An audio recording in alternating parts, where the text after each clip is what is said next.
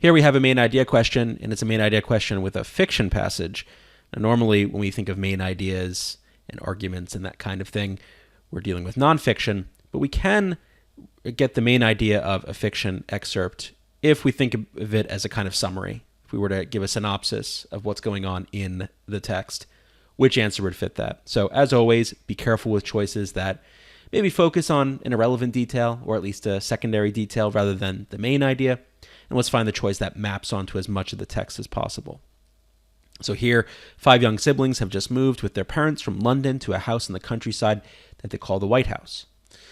It was not really a pretty house at all. It was quite ordinary, and Mother thought it was rather inconvenient, and was quite annoyed at there being no shelves to speak of, and hardly a cupboard in the place. Father used to say that the ironwork on the roof and coping was like an architect's nightmare.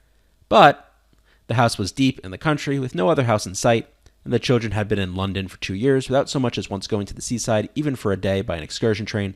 And so the White House seemed to them a sort of fairy palace set down in an earthly paradise. So if we're to summarize what we read here, there's a new house that they're moving to or moving into, and they are, the parents are criticizing different aspects of it that they don't like, but for the kids, it's paradise, right? It's a palace. So let's see which choice best summarizes what we read. We look at choice A.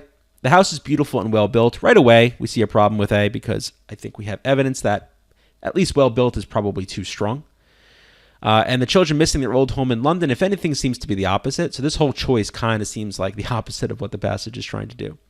Right? The house, actually, also I would say beautiful is a problem because it says it's not really pretty. So A is in fact essentially the opposite of each of these pieces. At least it has the parents' perspective, kind of, and the children's perspective here, but we want to invert it.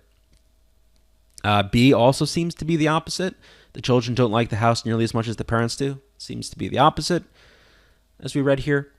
Each member of the family admires a different characteristic of the house. Well, the mom and the dad don't seem to be very admiring of the features of the house that they discuss. So, and I don't think we even see the kids talking about specific features either.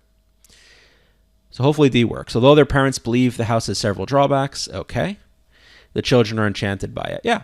So I think if we were to color code, kind of highlight this green part of the choice, which parts of the passage would support that? Well, it would be this. We'd be like this. There's no shelves, no cupboards. Father thinks the ironwork and the coping, ironwork on the roof and the coping was an architect's nightmare. So here we can see, highlighting these pieces, the bits that support that part of choice D. And then this part of choice D is supported by the second bit. So, right, where they think of the house as an earthly paradise, a sort of fairy palace, especially in contrast to their previous home in London. So yeah, I think enchanted by it fits for the children. So we're able to support each part of choice D. It's a pretty good summary of the text as a whole as well. And so that gets us D.